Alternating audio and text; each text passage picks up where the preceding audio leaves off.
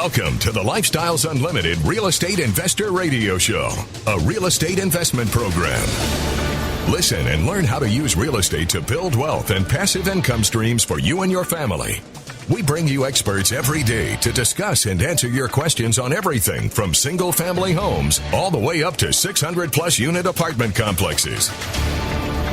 And now, the Lifestyles Unlimited Real Estate Investor Radio Show.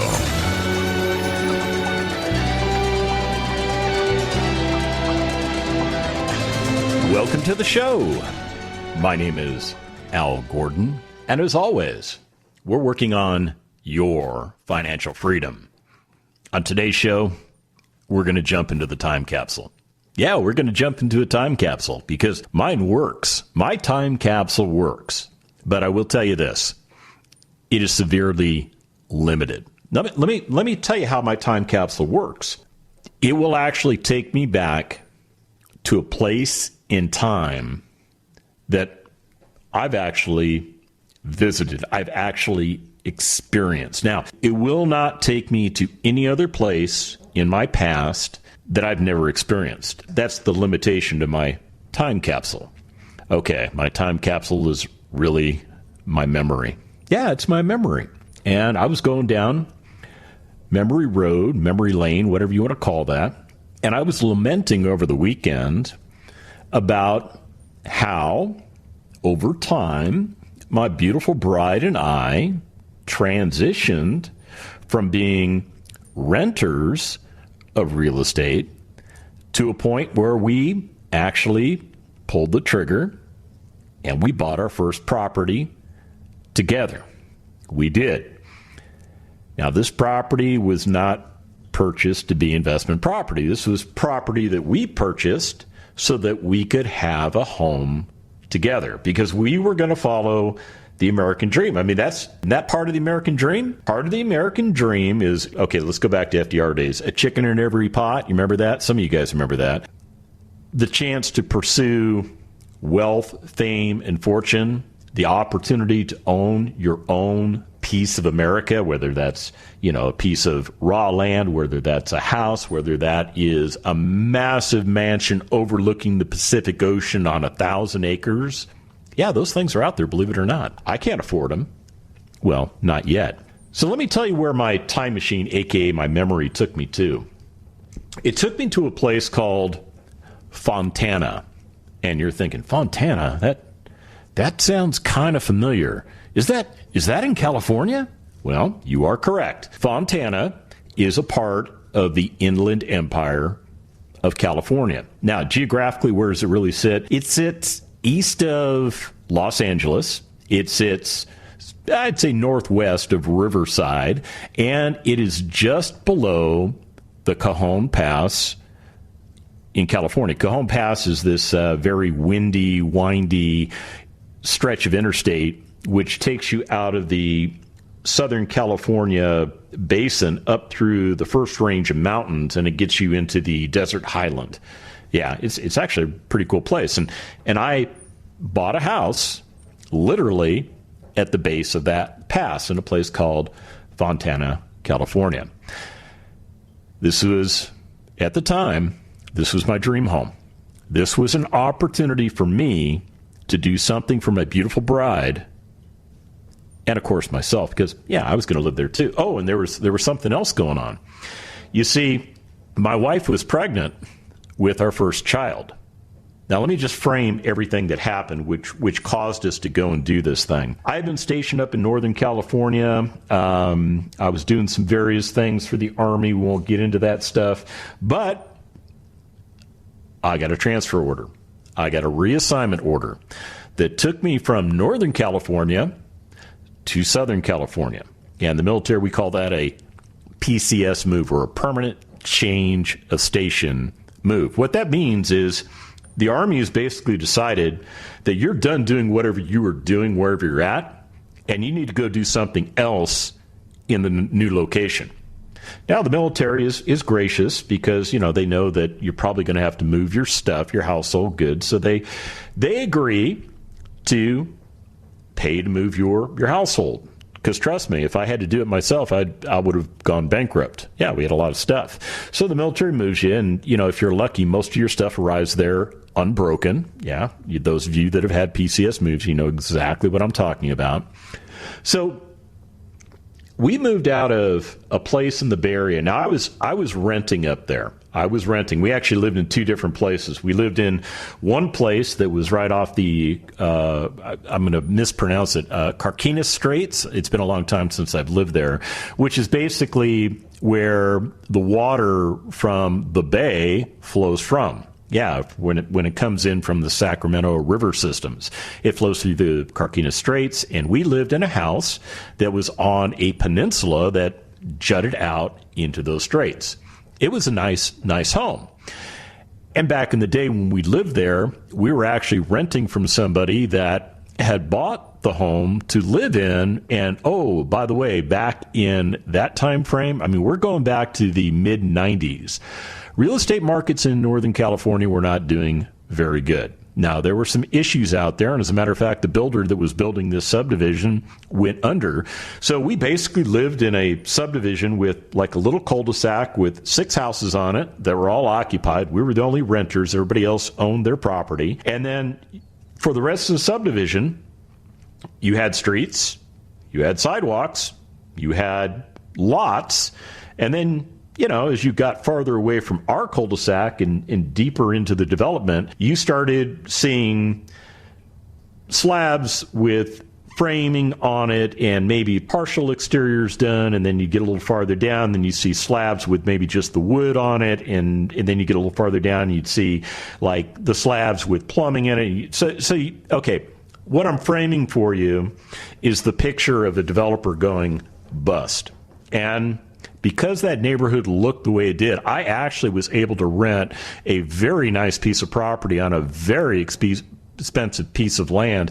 I think we spent like $2,000 a month for that property. Yeah, but it was really nice. It was everything my wife wanted. It was everything that I wanted. It was everything that we needed until the owner of the property decided he didn't want to be a landlord anymore, and it was time for us to sell.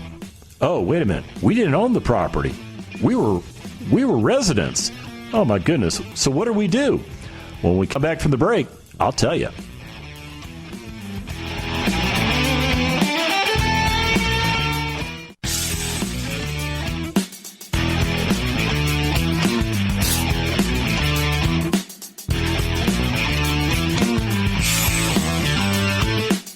Welcome back to the Lifestyles Unlimited Real Estate Investor Radio Show. It's time to turn up the volume and fine-tune your passive income plan so you can create the lifestyle you've always wanted.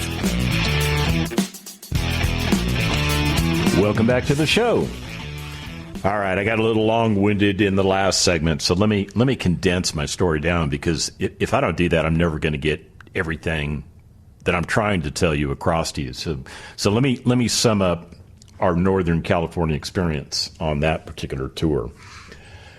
We had moved into a neighborhood that I received, in my opinion, a very good rental value for the property. I think I paid, I don't know, maybe it wasn't $2,000, but whatever it was back in the day, it was kind of a stretch based on my budget, but I was willing to do it for the location of the property. Now, the drawback to this neighborhood, well, it was in a neighborhood where a builder had gone bust. The builder had gone bust. So as a result of that, I was able to get a pretty good price point on rent, because the guy that had bought the property, who intended to move into it because he was working closer to San Francisco and was supposedly being transferred, well, he bought the property and then wound up not being transferred, and that's why the property came available for rent. Okay, so the neighborhood, it kind of looked like Mogadishu without the bullet holes. I mean, there's no other way to describe it, but it was a beautiful location. You could walk to the end of the neighborhood and you could look out over the entire straits. I mean, it was just gorgeous. Well, about a year into living there, another builder came along and bought the property. I don't know how it transacted, don't really care. All I know is that all of a sudden, building started to commence. So at the very end of the neighborhood where the common areas were, there was supposed to be a pool and a clubhouse and things like that had never been built. All of a sudden, these things are being built because now this neighborhood's going to come back alive. So the guy that owned the house contacted me, and I think we had just signed a lease for the second year. I'm pretty sure we were past the 1 year mark. Anyhow, we get like 1 or 2 months into this new lease period, and he tells me that he's going to put the house up for sale. He realizes that he doesn't want to be a landlord. He sees that the market is kind of bouncing back, and he thinks that this is his time to strike and get out of the way. And I said, okay, that's cool. I said, who are you going to sell it to? And he said, well, whoever wants to buy it. Now, in the back of my mind, I know that I have a lease in place. I know that he can't force me out of that property, even if he sells it. And if he sells it, he's most likely going to sell it to another investor, even though he decided he wasn't an investor and didn't want to do those sorts of things, which is fine. It's not for everybody. I get that. So in our conversations, I said, okay, well, you're probably going to sell to into an investor, and then he wants to negotiate with me as far as viewing the property. And now I'm starting to get a little agitated with the guy, to be honest with you, because number one, he doesn't know how to sell investment property, because that's not how you do it. You put the deal together first, subject to inspection, and then you waste my time. You don't have people traipsing through the property while I'm living there because the lease said you have to give me a 24-hour notice. Anyway, I know my rights. He doesn't know what he's doing. He's actually been a pretty decent guy. I'm not picking on this guy. I don't remember the guy's name. He's actually a pretty decent guy. He was just trying to do what he needed to do to get out from underneath that property because he was living somewhere else. And, when I looked at what he paid for the property and then I assumed, took a look at what he was probably paying for principal, interest, taxes, and insurance, I knew he was underwater and that I was getting a really good deal. All right, let's make this story a bit shorter. I realized I could have stayed in that property for another, 10 months on the lease. I could have done that.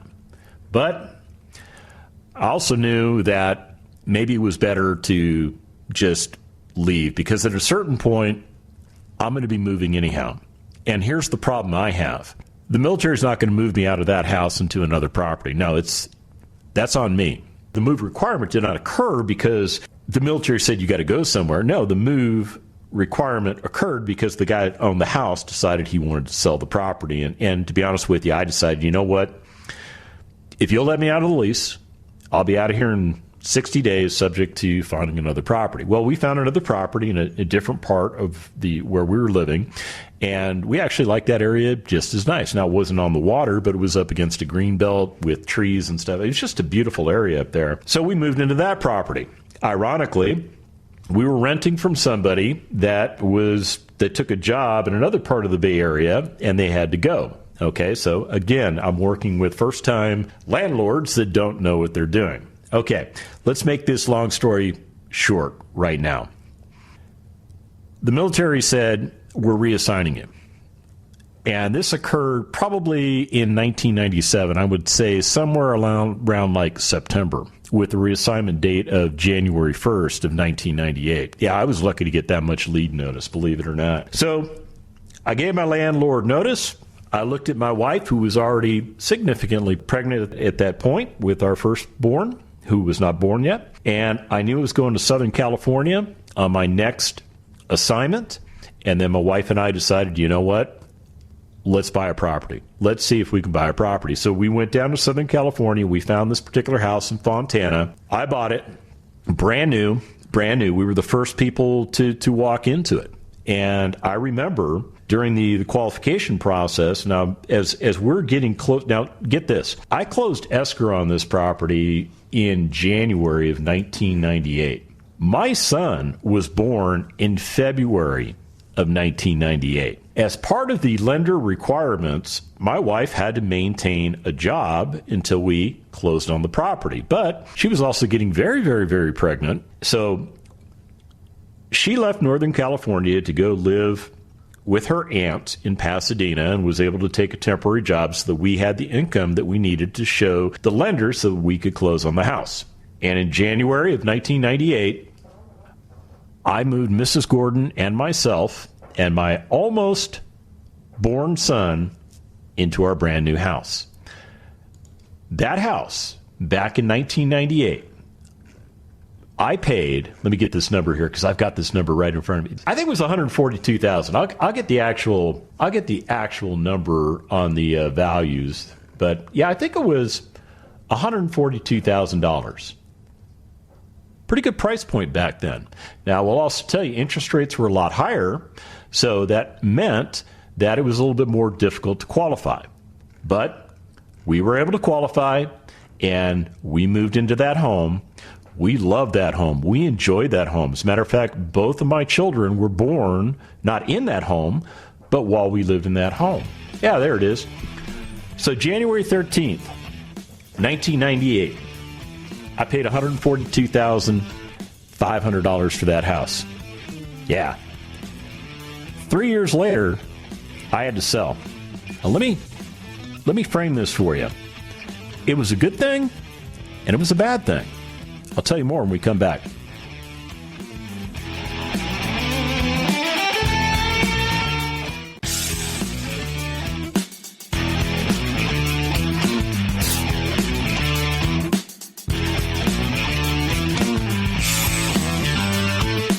We're back with the Lifestyles Unlimited Real Estate Investor Radio Show. We're here to answer your questions and help you become financially free.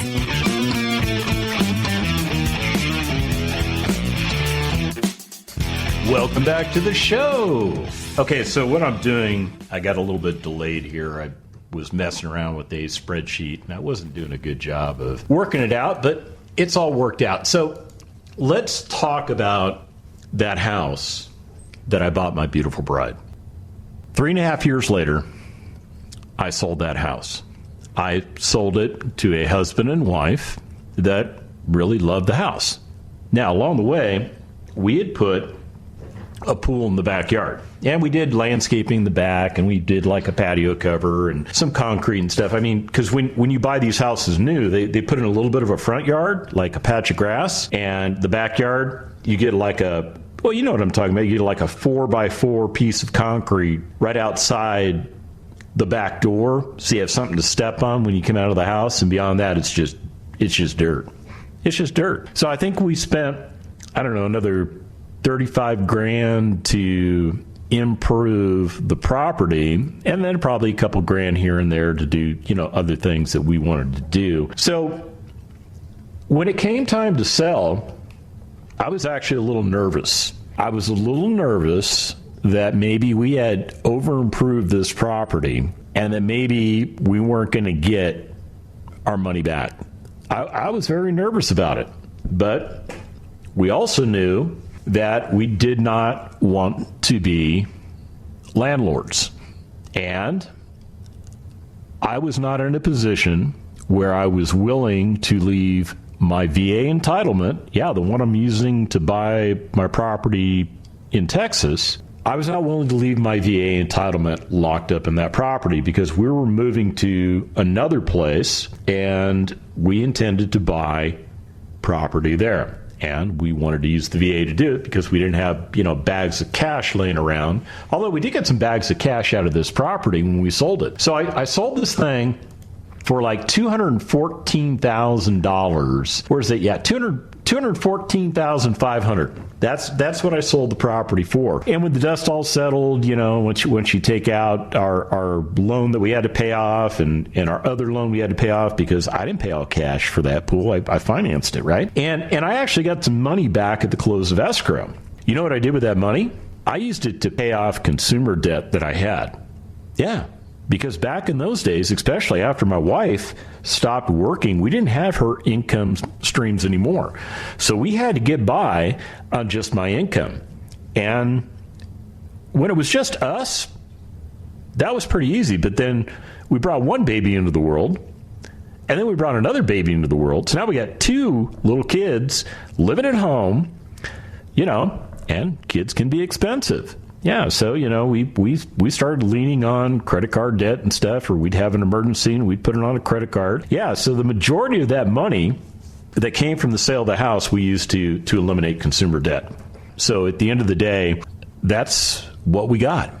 Now, I want to tell you the story of the people that bought that property from me. Yeah, because that's really where I'm going at. I'm really going there because this is a perfect example to talk about what happens to real estate pricing over a period of time.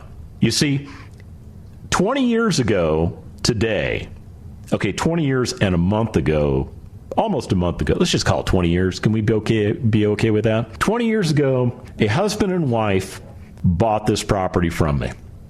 And they lived in it, and they enjoyed it. Now, according to the tax records, something happened to that family. Yeah, the woman was taken off the title and was replaced with the man's name. Now, I don't know why. I don't know why. It could have been a death. I mean, that's very possible. Something terrible may have happened to their family, or it could have been a divorce. I mean, those things happen, and maybe part of the divorce decree was that he gets the house and she gets whatever she gets. I don't know. I don't know. But here's what I do know. I looked at Zillow. Yeah, I looked at Zillow over the weekend as I was, using my memory as my time capsule. And Zillow's estimate for this particular house, $608,700. Yeah, you heard me correctly. $608,700. Now, the gentleman that's still, as far as I know, owns and occupies the house. I don't believe it's a rental property. Could be, but I don't think so. The tax records have the tax bill going to that property. The tax records do not show any other change of ownership other than taking the woman off and replacing it with the man. So I'm thinking this person has lived there ever since they bought it from me. Yeah, and to be honest with you, I'm looking at some of the pictures, because Zillow uses, I guess, Google cameras. They drive around neighborhoods. Okay, the front yard's a little different than the way we left it, but it looks very, very good. It looks like they added a little concrete on the front because there was a grass patch, and, now there's like a third driveway there. So other than that, the house looks like it's in great shape. Somebody put solar panels on it. Okay, so at the end of the day, if this guy were to decide that he's going to move away, he's going to walk away, he's going to sell the property, he could get $608,400 for this property. Yeah. Now, here's the interesting thing. This property has created a lot of equity for this guy. I mean, if you think about it, when he paid $214,500 back in the day, I don't remember what kind of, I think he came in with a conventional loan, so I'm assuming he put maybe 20% down, possibly put 5 or 10% down, paid some mortgage insurance premium. I don't know. I don't remember the transaction. It was 20 years ago. But Zillow estimates that the loan balance on this property is about $81,000, call it $82,000. So if you go with Zillow's numbers, this guy's got like $527,000 worth of equity sitting in his house. That's a lot of equity. Here's what I know about that house. This guy, there's no other recorded notes against this house. The only note that's there is that original note that was created back in the day. So this guy is house rich, and he's cash poor. The guy may have money flowing out of his pockets for all I know. But here's my point. $525,000 sitting in a property, not doing anything except just sitting there, marinating, while the California markets heat up. Yeah. To me, that's a huge mistake. To me, that's a huge opportunity cost. And it's a lost opportunity at that. It is, because he could take a big portion of that money out of that property. I mean, he could sell the property and he could walk away.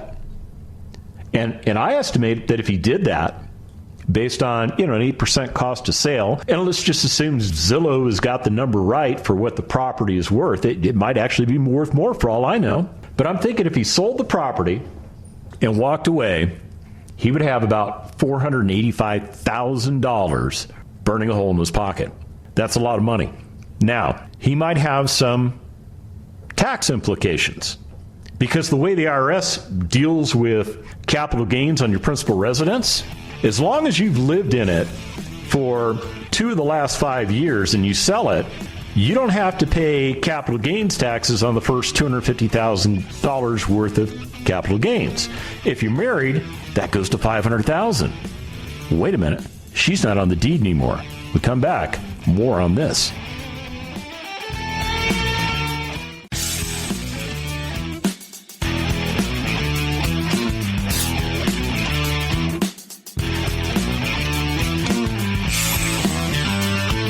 Welcome back to the Lifestyles Unlimited Real Estate Investor Radio Show. Now, let's get back to your map to financial freedom.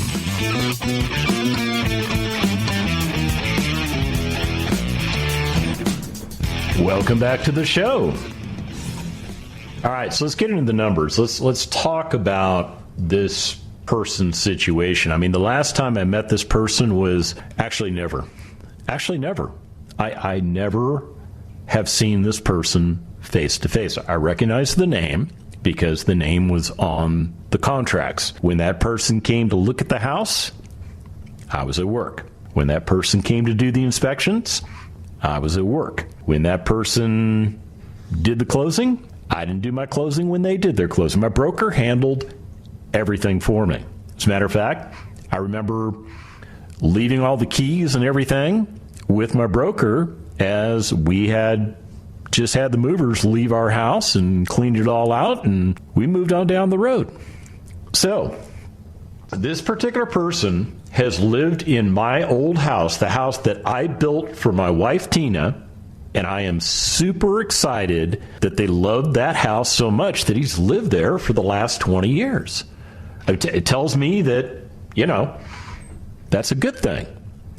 Here's the other good thing. Real estate values do tend to double in value every 20 years. That is statistically proven. Now, places like Southern California, this particular home in question that I'm talking about, that is not a true statement.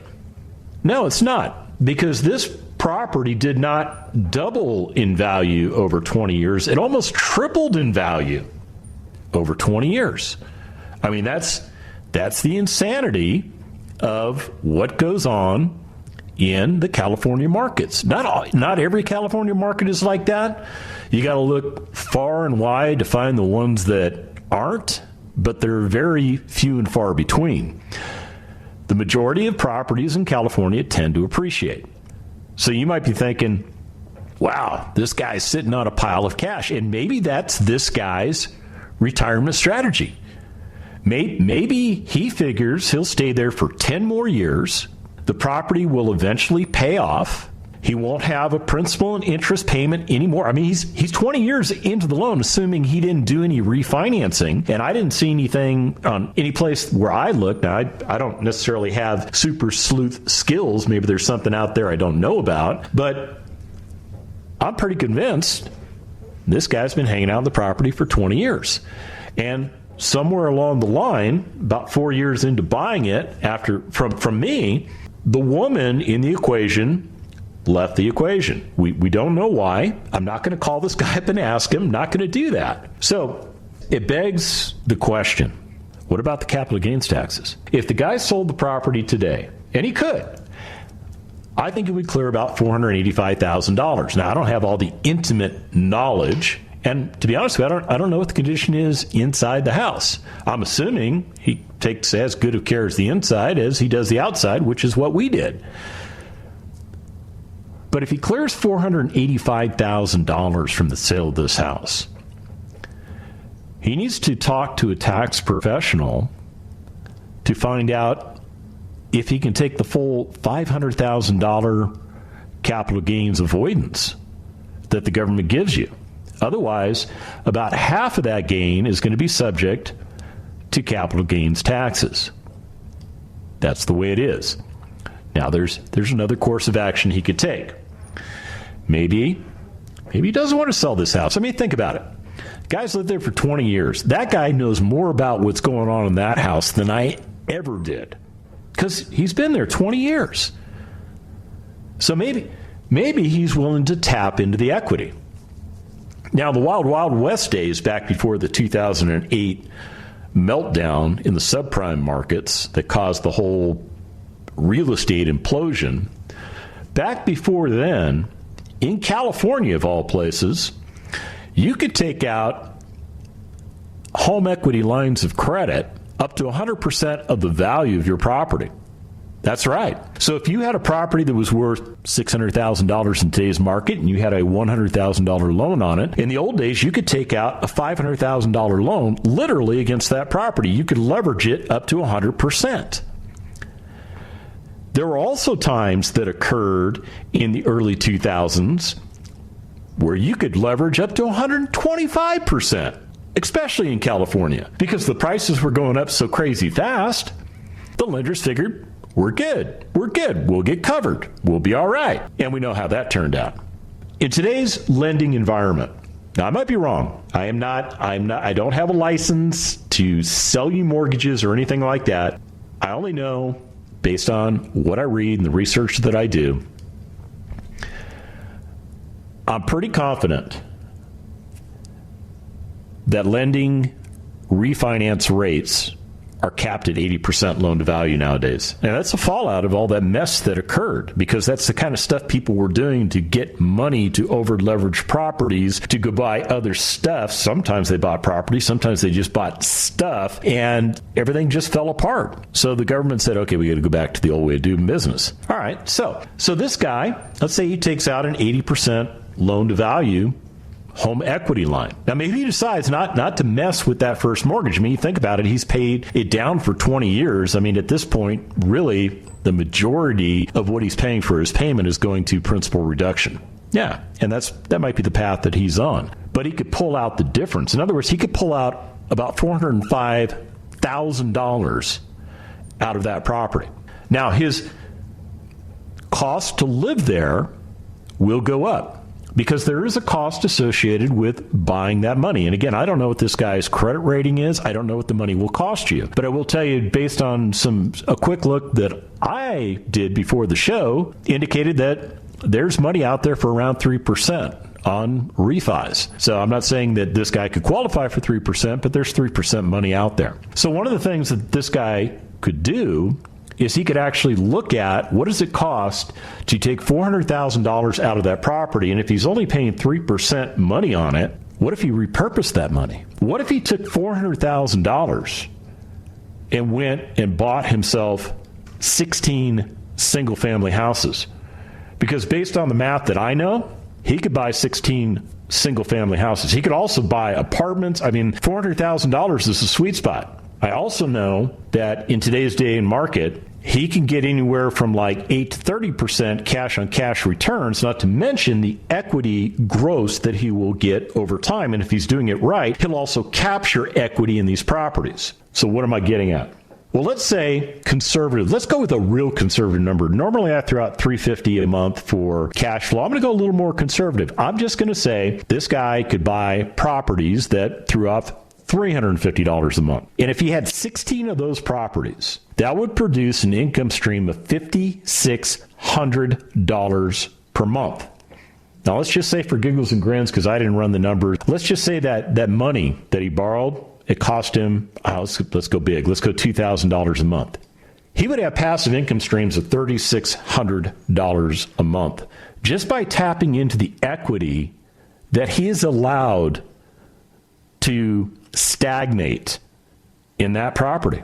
Yeah, you heard me correctly. He has stagnant money in that property. Now, I could really blow your mind, and I could back this out, and I could say, okay, let's say he did refinances along the way. And let's say he did it, every 3 years. And every 3 years, he pulled $60,000 out. So in that first 3-year period, he bought 2 houses.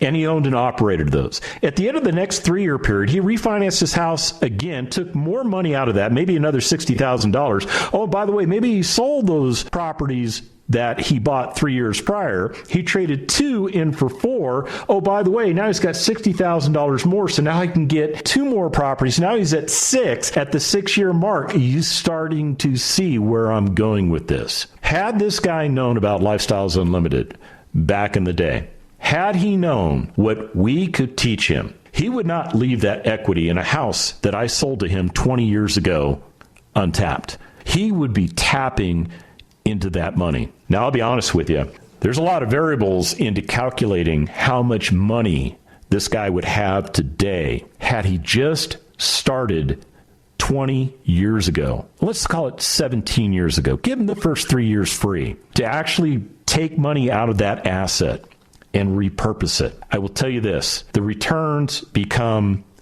exponential because now instead of having 6 houses at the 6-year mark, you have 14 houses at the 9-year mark. 14. Now remember, I said if he just waited until today, he'd go out and buy 16. He could have had 14 of them 11 years ago. This is the power of real estate. And for you to get started, what you need to do is check us out. Check out our free workshop. Go to lifestylesunlimitedworkshop.com and get yourself registered. The Lifestyles Unlimited Real Estate Investor Radio Show is for entertainment purposes only. Please consult a professional regarding your personal investment needs. Nothing presented on the Lifestyles Unlimited Real Estate Investor Radio Show constitutes an endorsement, recommendation, offer, or solicitation to buy or sell any product or security.